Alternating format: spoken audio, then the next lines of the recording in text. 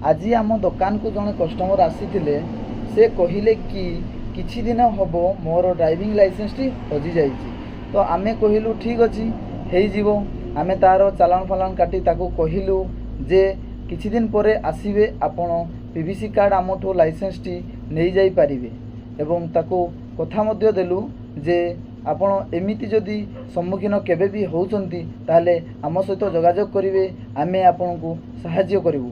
एबे कोन होउची ना गोटे गोटे लाइसेंस गुड़ा हजि जाउची किंबा कोडी चोरी चारी हेई जाउची एवं किंबा लाइसेंस टी मैला हेई जाउची किंबा भांगी जाउची।